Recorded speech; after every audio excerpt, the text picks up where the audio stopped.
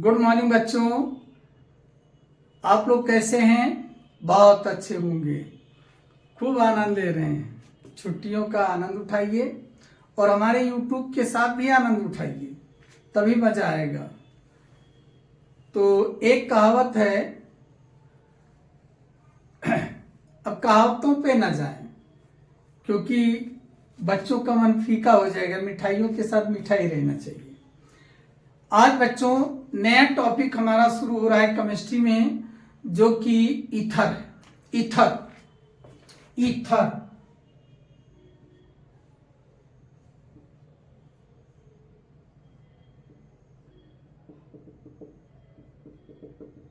ये आज मेरा नया टॉपिक शुरू हो रहा है। ईथर क्या है? ऑर्गेनिक केमिस्ट्री में सबसे पहला जरूरी पॉइंट बच्चों क्या होता है कि जिस चीज को हम पढ़ते हैं सबसे पहले उसके इंडिकेशन हमको पता होनी चाहिए कि उनका फंक्शनल ग्रुप क्या है, उनकी बॉन्डिंग कैसी है और किसके साथ जुड़ते हैं, और उसका इंडिकेशन जो है हमें कैसे प्राप्त होता है या किसी को इंडिकेशन हम कैसे देते हैं।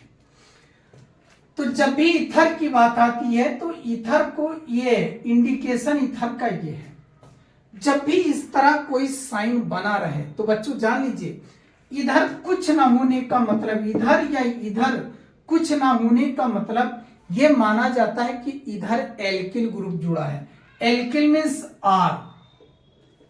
आर को हम ऑर्गेनिक केमिस्ट्री में एल्किल कहा करते हैं। और एल्किल का मतलब क्या होता है? कार्बन और हाइड्रोजन से बना हुआ कंपाउंड। एल्किल का मतलब कार्बन और हाइड्रोजन से बना हुआ कंपाउंड ही क्या कहलाता है? एल्किल। और वही ये आर है। इधर कुछ ना हो तो यहां भी मानते हैं क्या एल्किल ग्रुप है। अब दोनों सेम हैं, इन दोनों में डिफरेंस करने के लिए हम थोड़ा सा यहां डैश लगा देते हैं। लगा दिए डैश तब भी ठीक है, नहीं लगा दिए तब भी ठीक है, दोनों काम चलेगा।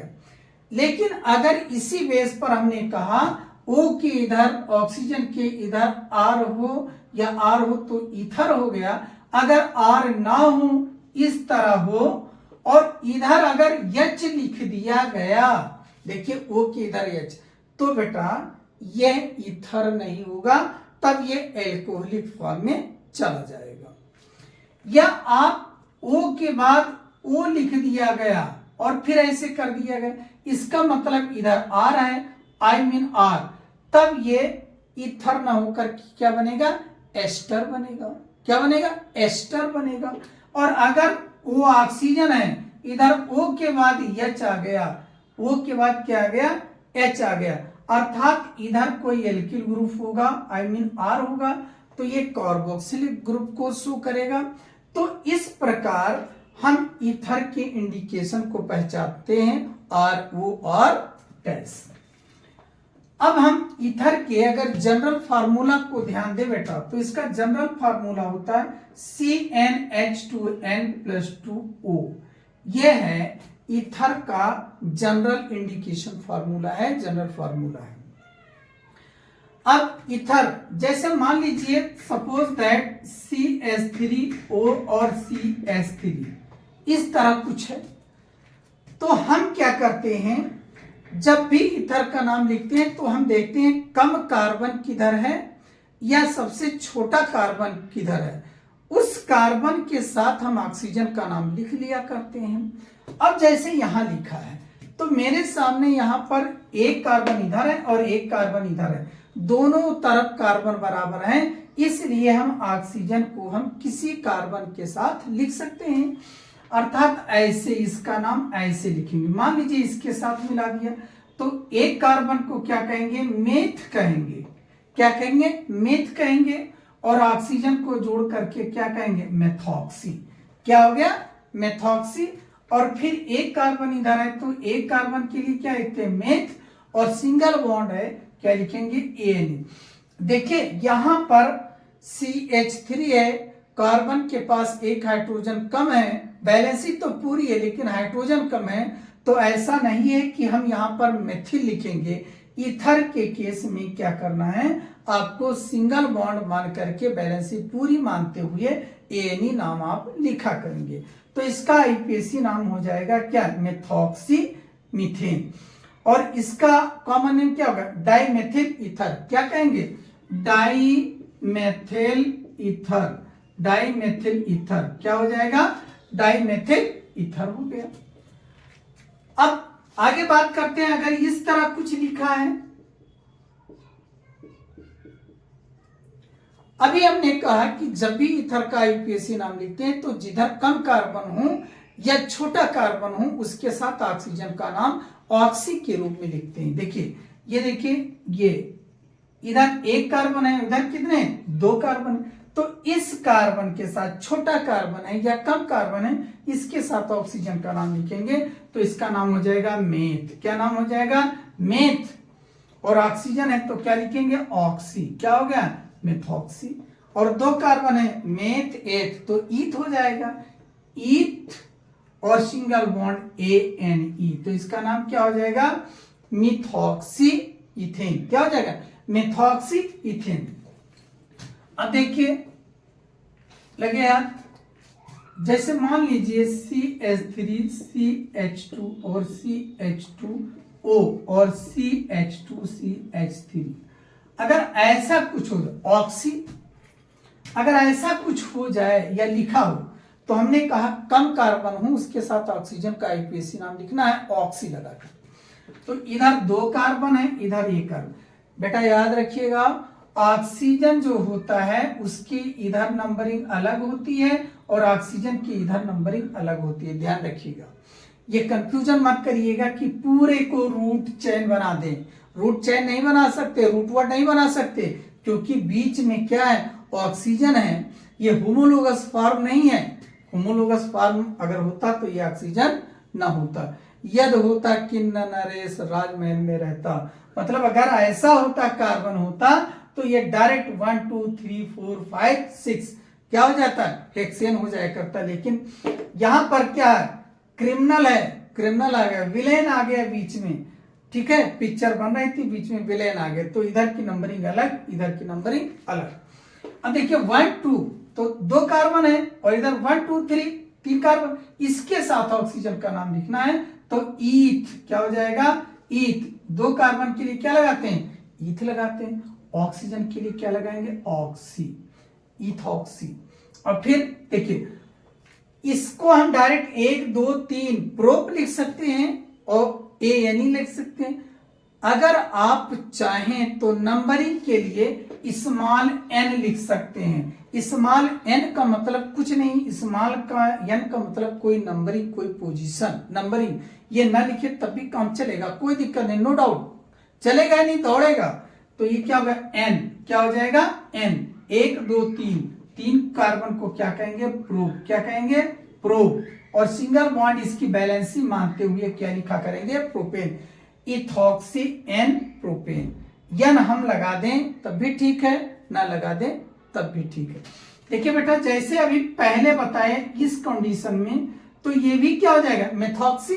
क्या हो जाएगा, मेथॉक्सी। क्या हो जाएगा, मेथॉक्सी। और ये क्या है, मीथ। तो हम एन मीथेन लिख सकते हैं। यन क्या लिख सकते हैं, मीथेन लिख सकते हैं। तो यन का कोई बहुत इशू नहीं, याद रखिएगा, यन का कोई बहुत इशू नहीं, लगा दीजिए, बहुत अच्छी बात है। ना लगाइए तब भी कोई आपको बहुत ज्यादा दिक्कत की बात नहीं।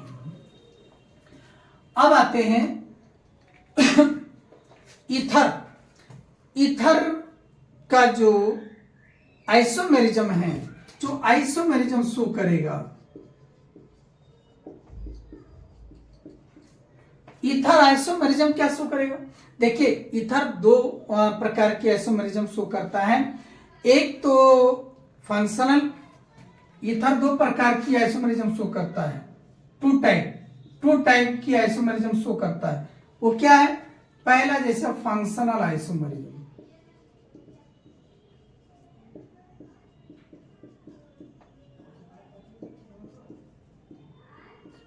फंक्शनल आइसोमेरिज्म शो करेगा। इसका क्या मतलब हुआ, देखिए जब भी कोई क्रियात्मक समूह, कोई फंक्शनल ग्रुप अपने फंक्शनल ग्रुप को एक फॉर्म से दूसरे फॉर्म में बदल देता है, पूरा का पूरा फंक्शनल ग्रुप दूसरे फंक्शनल ग्रुप में कन्वर्ट हो जाए या हो जाता है या हो जाना क्या कहलाता है? Functional isomerism. हिंदी में क्या कहते हैं? क्रियात्मक समावयवता। क्या कहते हैं? क्रियात्मक समावयवता कहते हैं। ठीक है, तो जैसे हम थोड़ी देर के लिए आपसे कहें, ये हमने बनाया O और CH3, ये क्या हो गया? Dimethyl ether. क्या हो गया? कॉमन नेम क्या हो गया? Dimethyl ether. ये डाइमेथिल ईथर हो गया। अगर ये क्रियात्मक समूह इस समय किसका क्रियात्मक समूह है? किस क्रियात्मक समूह को बता रहा है? ईथर को। O है तो ईथर क्रियात्मक समूह को बता रहा है। फिर अगर ये कन्वर्ट हो दूसरे फंक्शनल ग्रुप में तो क्या हो सकता है? ये हो जाएगा CH3 CH2OH। देखिए बेटा, मॉलिक्यूलर फार्मूला सेम रहेगा, चाहे इसका हो डाइएथिल ईथर का हो, चाहे इथेनॉल का। इसका नाम क्या होगा? इथेनॉल। क्या हो जाएगा? इथेनॉल। देखिए, एक कार्बन दो कार्बन, यहां दो कार्बन हो गए, यहां भी एक और दो कार्बन हो गए, यहां हाइड्रोजन 3 और 3 6, यहां हाइड्रोजन कितने? 3 और 2 5 1 6 बराबर, ऑक्सीजन 1 ऑक्सीजन 1। इनके मॉलिक्यूलर फार्मूला में कोई अंतर नहीं है। जो भी अंतर है केवल क्रियात्मक समूह, यहाँ क्या है? ईथर है, और यहाँ क्रियात्मक समूह क्या है? Alcoholic form means hydroxyl group है। तो ये हो गया, नाम भी कन्वर्ट हो जाएगा, आई मीन बदल जाएगा, इथेनॉल हो जाएगा, और ये क्या हो जाएगा? Dimethyl ether. डाइमेथिल ईथर ये हो जाएगा। तो ये क्या? क्रियात्मक समता को प्रदर्शित कर रहा है। अब देखिए, अगर क्रियात्मक समता को देख चुके हैं तो नंबर 2 आता है पोजीशन आइसोमेरिज्म। नंबर 2 आता है पोजीशन आइसोमेरिज्म।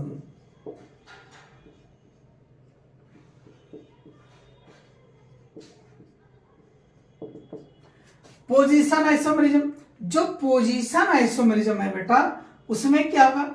अपने पोजीशन को ही बदल देगा। जैसे ये देखिए CH3 CH2 CH2O और CH3। अब इसका नाम अगर देखें तो क्या हो जाएगा? Methoxy propane. क्या हो जाएगा? Methoxy propane. मेथॉक्सी प्रोपेन हो जाएगा। क्या हो जाएगा? मेथॉक्सी प्रोपेन या मेथॉक्सी एन प्रोपेन हो जाएगा। क्या लगा सकते हैं? Methoxy N propane. Methoxy N propane हो गया। अब इसका दूसरा रूप पोजीशन, तो यहां पर नंबर 1 कार्बन है और इधर कितने कार्बन है? 3 कार्बन है। तो इसने क्या किया? 1 कार्बन के बाद ऑक्सीजन है।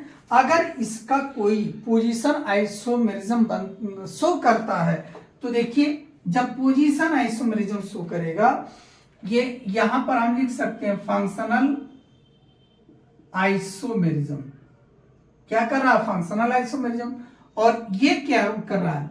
ये करने जा रहा है पोजीशन आइसोमेरिज्म। ये देखिए पोजीशन आइसोमेरिज्म।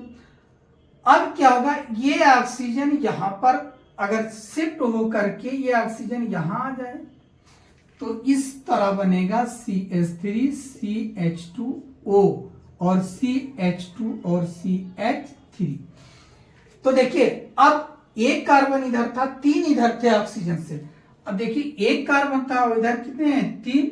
अब यहां पर इस ऑक्सीजन से 2 कार्बन इधर और 2 कार्बन इधर।